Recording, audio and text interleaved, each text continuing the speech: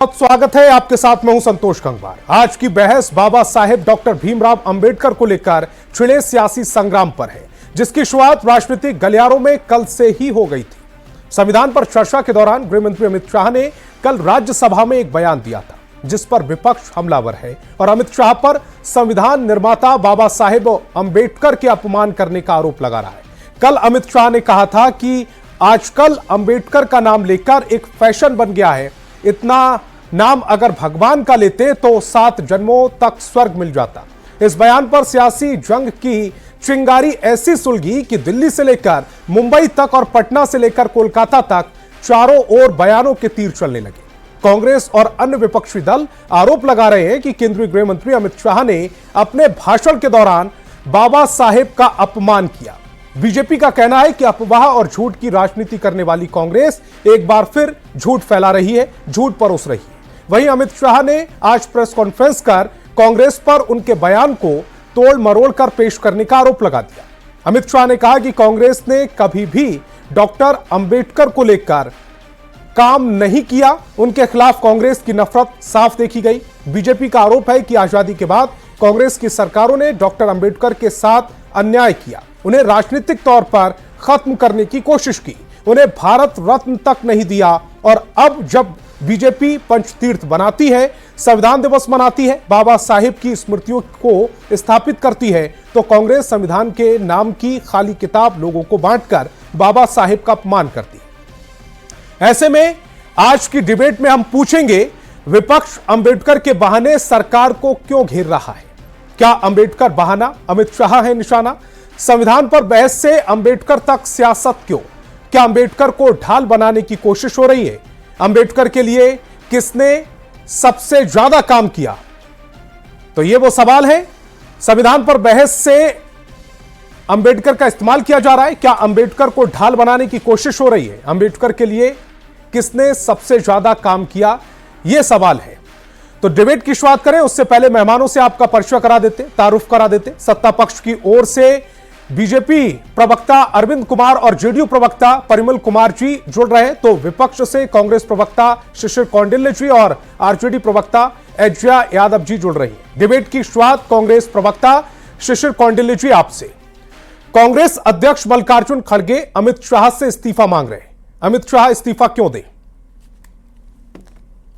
देखिए संतोष जी, क्या है कि अंबेडकर एक वैसे व्यक्तित्व का नाम है जिसके साथ करोड़ों लोगों की आस्था जुड़ी है। और उन्होंने जो कहा, बेसिकली क्या है ना कि भारतीय जनता पार्टी का चाल, चेहरा और चरित्र मैं पूर्व से भी कह रहा हूं कि काफी सस्पिशियस रहा है।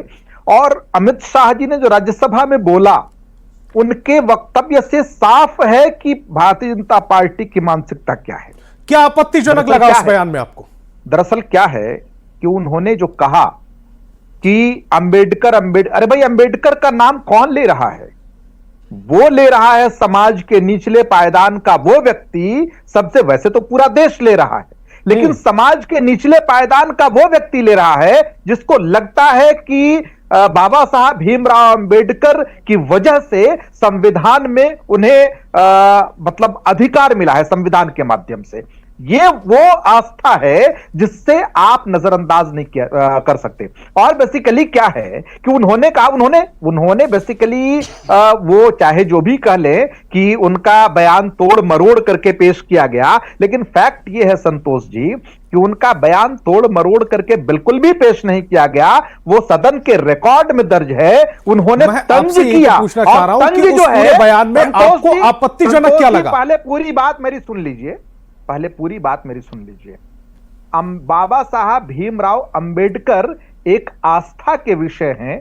करोड़ों लोगों की आस्था उनके साथ जुड़ी है और किसी के आस्था पर कोई व्यक्ति अगर तंज करेगा, यह कांग्रेस पार्टी कतई बर्दाश्त नहीं करेगी। और इसीलिए उस तंज के खिलाफ कांग्रेस पार्टी ने आवाज उठाया और अमित शाह से इस्तीफा की मांग कांग्रेस पार्टी करती है।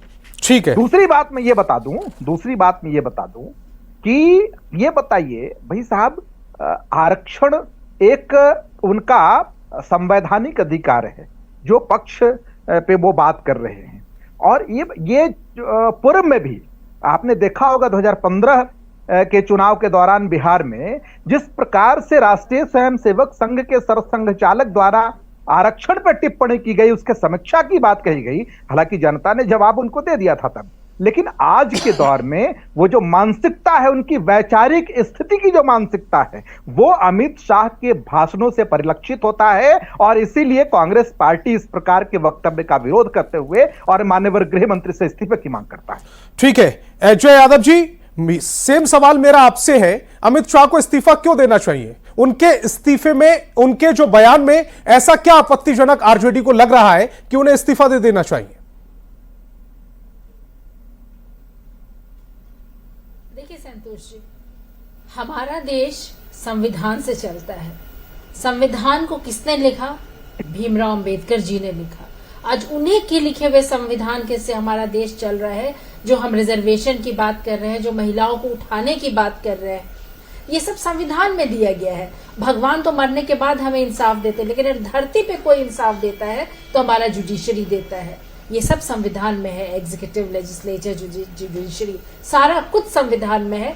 पाप पुण्य का फल अगर हमें अपने देश में मिलता है तो संविधान में जो लिखा है, जो पावर्स, डिस्ट्रीब्यूशन ऑफ पावर है, हर लोग अपना, हर जुडिशरी हो, लेजिस्लेटिव हो, एग्जीक्यूटिव हो, सब अपना काम करते हैं। हम लोग रिजर्वेशन की बात करते हैं, ये सब संविधान में दिया गया है। और जिस हल्केपन से और जिस बौखलाहट से अमित शाह जी बोल रहे थे अंबेडकर अंबेडकर अंबेडकर, लग रहा था कोई मामूली चीज हो। अंबेडकर तो एक महाग्रंथ लिख करके चले गए, जिससे हमारा देश चल रहा है, जिससे हमें इंसाफ मिल रही है, जिससे हमारा हक और अधिकार मिल रहा है। संविधान, नेशन बड़ा है। मोदी और अमित शाह जी को लगने लगा है कि नेशन से ऊपर ये उठ गए हैं। इस तरह से बोलना बिल्कुल भी गलत है। उसी संविधान निर्माता के खिलाफ दो बार नेहरू जी ने लागू कर देंगे। दो बार नेहरू जी ने भेदभाव शुरू हो जाए। प्रचार भी किया था उनके खिलाफ, उन्हें हराने की कोशिश भी की गई थी और 1951 में वो हार भी गए थे। जब 1954 में वो एक बार फिर से उपचुनाव में खड़े हुए, तब भी उन्हें हराया गया था। तो ये जो फीलिंग्स आप अब उनके नाम को लेकर विपक्ष राजनीति कर रहा है, उस समय कहां थी? कांग्रेस तो वही है जो आपकी पार्टनर है। मैं चिराग पासवान जी की बात सुन रही थी, वो यही बात बोल रहे थे। अरे उनको तो शर्म आनी चाहिए। दलित की राजनीति करते हैं और आज उनके सामने ही अंबेडकर अंबेडकर अंबेडकर किया जा रहा है। सवाल करने में क्या शर्म है? मोदी की वो पूजा करते हैं। जो आदमी उनके अधिकारों की रक्षा किए, जो कॉन्स्टिट्यूशन लिखे, जो शोषित के बारे में अधिकारों की बात की, और एक तरफ अमित शाह है जो लगातार कॉन्स्टिट्यूशन की धज्जी बीजेपी उड़ाती जा रही है, लगातार कॉन्स्टिट्यूशन को तोड़ा जाता है, बुलडोजर जस्टिस की बात की जाती है। वैसे लोग के पास अगर चिराग पासवान जी नतमस्तक है तो उन्हें चुल्लू भर पानी में डूब करके मर जाना चाहिए। आज वोट वो मांगने जाते हैं दलित के नाम पे। उस समय तो वो अंबेडकर जी की चर्चा करते हैं। आज उनको चाहिए था कि जिस हल्केपन से अमित शाह जी ने अंबेडकर जी का नाम, ये कैसे तय होता है मैम कि कौन सा शब्द हल्का है और कौन सा भारी है? किस फीलिंग से किसने क्या बोला, ये कैसे तय हो जाता है? अपनी सहूलियत के हिसाब से, क्योंकि हमें कोई शब्द मिल गया, अब हमको राजनीति चमकाने का मौका मिल गया।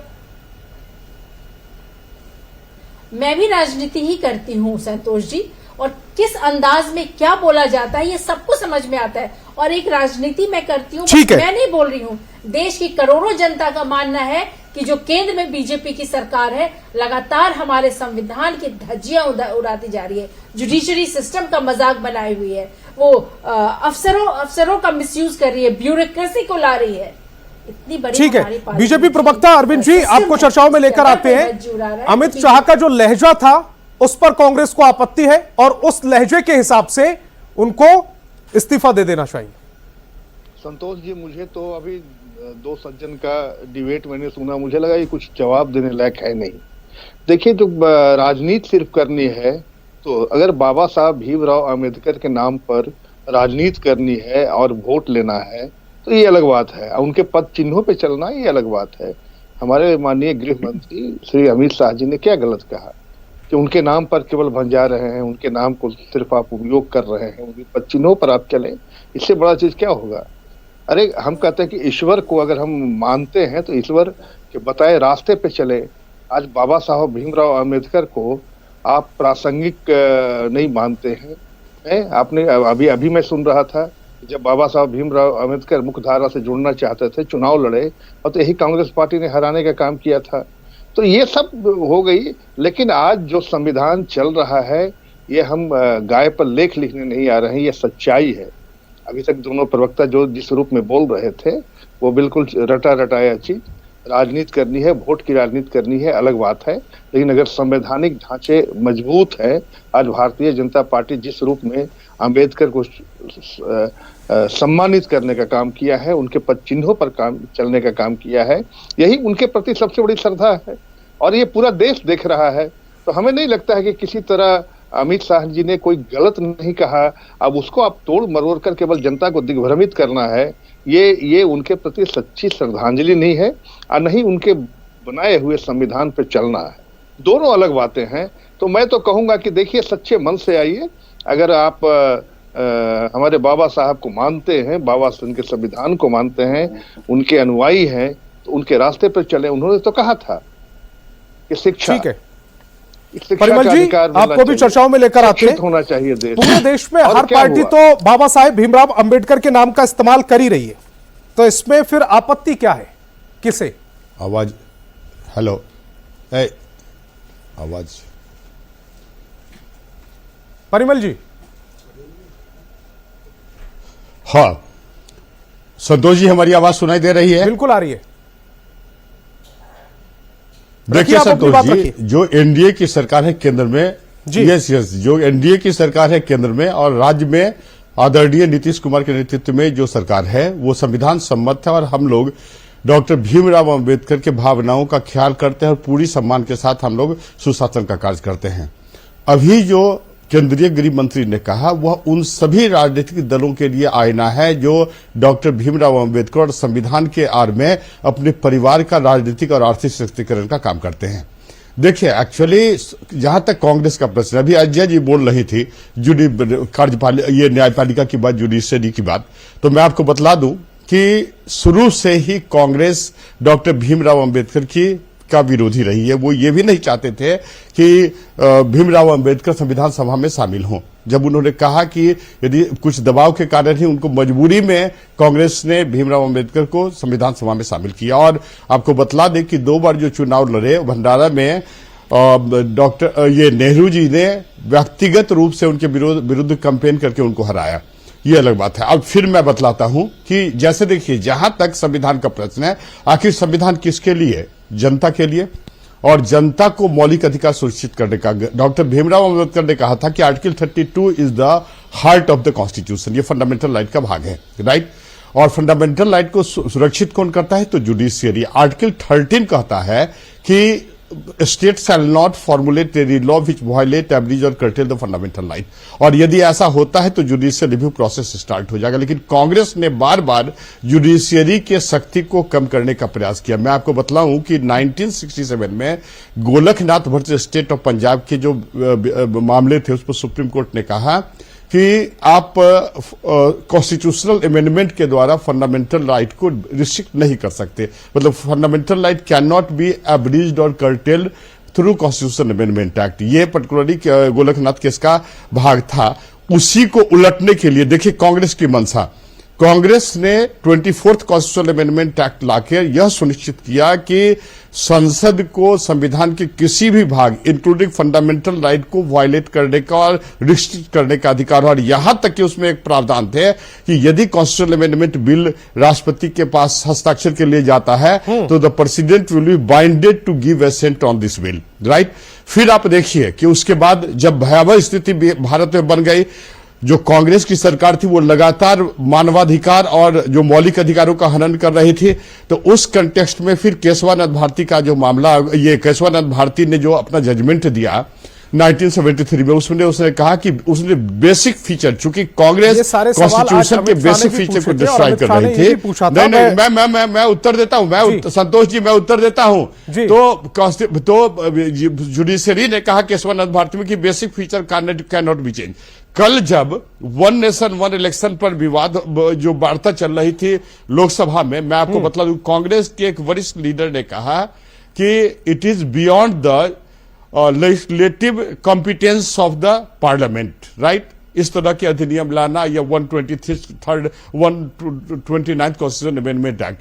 तो आपको मैं बतला दूं कि केशवानंद भारती ने कोर्ट ने कहा था कि basic structure can not be change, लेकिन उसने यह नहीं कहा था कि आप इनरिच करना छोड़ दें, माने you can enrich the basic feature of the constitution. और देखिए, वन नेशन वन इलेक्शन की जो बात है वो लोकतंत्र को इलेक्शन पर कल हमने चर्चा की, लोकतंत्र को आज हमारी चर्चा है। तो ये लोग तो समझ नहीं, मैं कहने का मतलब नहीं संतोष जी, कहने का मतलब ये है कि अब राजद जैसी पार्टियां जो वंशवाद का समर्थन करती है, जो भ्रष्टाचार का समर्थन करती है, गांधी और अंबेडकर के नाम पर ये वोट इकट्ठा करने का प्रयास करती है, ये वही लालू प्रसाद यादव जी हैं जिन्होंने अपनी सुपुत्री का नाम मीसा भारती रखा जब इंदिरा गांधी ने उनको जेल में डाल दिया था। ठीक है, राइट? तो देखिए, इनका जवाब ले ले, जो गठबंधन थे हैं कांग्रेस से जवाब ले ले इसका। वो तो मेरा बड़ा सीधा सा सवाल है, अमित शाह ने भी आज प्रेस कॉन्फ्रेंस की थी और उन्होंने कहा था कि उनकी एनडीए सरकार ने लगातार अम्बेडकर को लेकर काम करने का काम के लिए जानी जाती है। मेरा बड़ा सीधा सा सवाल यह है कि पिछले 75 साल में आपकी सरकार ने, चूंकि अब आप ये कह देंगे कि पिछले 12 साल से 11 साल से तो केंद्र में मोदी सरकार है, तो राज्यों में भी तो आपकी सरकार है ही कहीं ना कहीं। पिछले 75 सालों में कांग्रेस ने अंबेडकर को लेकर क्या क्या काम किए, दर्शकों तक पहुंचा दिए। दरअसल क्या है, तो सबसे पहले मैं बताऊं संतोष जी आपको कि कानून मंत्री बाबा साहब बने तब जो गवर्नमेंट थी, आपने कंपेल किया था उनको रिजाइन करने के लिए। सुन लीजिए, कांग्रेस के प्रवक्ता को यह जानकारी होनी चाहिए कि नेहरू जी ने बाबा साहेब अम्बेडकर को as a law minister resign करने के लिए कंपेल किया था। बंद करें, उसके बाद हम इनका जवाब दें। नहीं सुनिए कि दो व्यक्ति ने, हम लोगों को दर्शक एक राजा जी राजा जी और दूसरा भीमराव अम्बेडकर, दोनों ने रिजाइन किया था। तो नेहरू जी का स्टेटमेंट आया था कि राजा जी के रिजिग्नेशन से थोड़ा बहुत प्रभाव पड़ेगा, लेकिन भीमराव अम्बेडकर के रिजिग्नेशन से कोई प्रभाव नहीं पड़ेगा। तो ये देखिए, ये इनकी मंशा, ये सबसे बड़े मनुवादी प्रवृत्ति वाले लोग हैं। और राजद तो इनके गोदे बैठी हुई है। अरे राजद का तो ऑब्जेक्टिव ही लोगों का उत्थान और विकास नहीं है, न सामाजिक न्याय है। ये तो अपने परिवार में भी न्याय नहीं करते। अभी कुछ दिन पहले कांग्रेस ने बहुत अच्छा एक एक करके अपनी बात को रखेंगे तो जनता तक भी पहुंच पाएगी। मैं शिशिर जी से मेरा सवाल फिर से, मैं अपना सवाल दोहरा रहा हूं। 75 सालों में पिछले कांग्रेस ने बाबा साहेब को लेकर क्या क्या काम किए, जनता तक पहुंचा दीजिए प्लीज। सबसे पहले तो संतोष जी पूछे कि उन्होंने भारत रत्न दिया क्या? कानून मंत्री बनाने का काम अंबेडकर साहब को किसने किया था? किसकी गवर्नमेंट में वो कानून मंत्री बनते? देश के पहले कानून मंत्री बनने का गौरव, वो तो भाई उनको कहना नहीं है इसमें, वो इतने बड़े व्यक्ति। अरे डॉक्टर भीमराव अंबेडकर को भी लोकतंत्र में पार्टिसिपेशन का अधिकार था, आपने दया नहीं दिखलाया उनके प्रति। फिर देखिए कांग्रेस के फिर तो ये भी आरोप आएगा तो उन्होंने इस्तीफा क्यों दिया था? नेहरू जी ही थे क्या सुप्रीम? तो फिर कैसे? अगर आप कानून मंत्री बनाने का श्रेय ले रहे हैं तो इस्तीफा फिर क्यों दिया था? किन मजबूरियों में उन्होंने इस्तीफा दिया था? नहीं ले रहे हैं, सुन लीजिए, कानून मंत्री बनाने का श्रेय नहीं ले रहे हैं। हम कांग्रेस लीडर कंपेल्ड हिम हमारे टू रिजाइन। कितना बेहतरीन उनका एक केमिस्ट्री उनकी थी कि और भारत के पहले इसीलिए आपने उनको हरवा दिया, प्राप्त हुआ बाबा साहब को। ये कोई मामूली इस चैनल के माध्यम से आप राष्ट्र से माफी मांगे on behalf of your leader. और उसके बाद कांग्रेस पार्टी थी देश में जिसने बाबा साहब को एक सम्मान के रूप में पूरे देश भर में स्थापित करने का एक व्यक्तित्व का काम किया। और इस बात कुल मिलाकर शिशिर जी, आप बात को गोल गोल घुमा रहे हैं, लेकिन समय की कमी के चलते मुझे डिबेट को यही छोड़ना पड़ेगा, यही रोकना पड़ेगा। तमाम मेहमान मेरे साथ जुड़े, आपका बहुत बहुत शुक्रिया। लेकिन सवाल अभी भी बरकरार है, अमित शाह को इस्तीफा क्यों देना चाहिए? उनके बयान में ऐसा क्या खोज लिया कांग्रेस ने कि वो इस्तीफे की मांग करने लगे? और जो कांग्रेस से जब यह सवाल पूछा गया कि उन्होंने बाबा साहेब भीमराव अंबेडकर को लेकर क्या क्या काम किए, तो उनका जवाब भी थोड़ा गोलमोल ही नजर आया। बहस बिहार की में फिलहाल इतना ही। आप देखते रहिए न्यूज़ 18 बिहार झारखंड।